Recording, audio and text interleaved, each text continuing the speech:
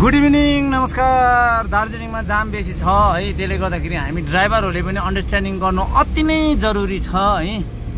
मलाई चाहिँ लाग्छ हैन, किनभनेदेखि चाहिँ अब हामी एकतिर है एउटा गाडी घुमाउँदैछ भनेदेखि चाहिँ हामी के गर्छौँ भन्दाखेरि चाहिँ जबरजस्ती आएर त्यो कन्डोमै टालिदिन्छौँ हामीले हैन।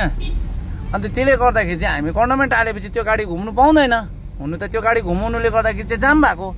अब मैले गर्दा पनि जाम भयो। मैले किनभने त्यो गाडीको ड्राइभरलाई टक्कै जुझाइदिएँ, किनभने हामीले पनि आफैले पनि सोच्नुपर्छ कि त्यो ड्राइभरले ठिक गन्तव्यमा गाडी घुमाउँदैछ भनेदेखि चाहिँ उनीहरूलाई घुमाउनु पनि चान्स दिनुपर्छ, किनभने त्यो घुमाउँदाखेरि चाहिँ कतिवटा प्रब्लमहरू चाहिँ सल्भ हुन्छ। किनभने त्यो गाडी घुमाइसकेर यता फर्किहाल्यो भनेदेखि चाहिँ हामी छिर्नु मिलिहाल्यो।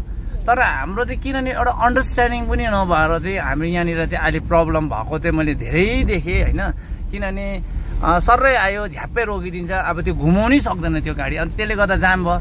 त्यहाँदेखि अब ट्राफिकले देख्दाखेरि पनि त्यो घुमाउँदै गरेकै मान्छे नराम्रो है। त्यसले गर्दाखेरि चाहिँ अब हामीमा ड्राइभरमै एउटा अन्डरस्ट्यान्डिङ लिनु सकेन भनेदेखि चाहिँ है आजको युगमा चाहिँ हामीले गाडी चलाउनु पनि सक्दैनौँ।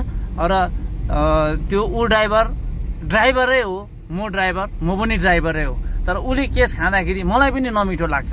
त्यसले गर्दाखेरि हाम्रो जग्गा छ भनेदेखि चाहिँ हामीले अन्डरस्ट्यान्डिङ गरेको चाहिँ अति नै राम्रो लाग्छ मलाई पनि। र तपाईँहरूले पनि भरपुर कोसिस गरेर त्यो खालको अन्डरस्ट्यान्डिङ सबैले गरिदिनु भयो भनेदेखि चाहिँ यो भिडियो हेरेर बस्ने, यो अडियोलाई सुनिदिने जतिजना पनि महानुभाव ड्राइभर साथीभाइहरू छन् है, दादा दाजु भाइ अङ्कल जो पनि हुनुहुन्छ है, तपाईँहरूले त्यो काम गरिदिनु भयो भने चाहिँ एकदमै राम्रो हुन्छ। र मैले आज धेरै जग्गा देखेँ है, अब कसैले बिचरा घुमाउँदै गरेको त हुन्छ होइन, गएर ट्याक्कै अब घुमाउनै नसक्ने गरेर रोकिदिन्छ। कहाँ घुमाएको अब यहाँनिर चाहिँ तिमीले भनेर अब त्यस्तो खालको भन्छ होइन। अब घुमाइ त हाल्यो है, अन्त हामी चाहिँ नजुइदिउँ न त्यहाँनिर, त्यो मोडसम्म चाहिँ नगइदियो भनेदेखि त प्रब्लम त सल्भ भइहाल्छ नि। ऊ आयो भनेदेखि हामी पनि जानु पाइहाल्यो होइन।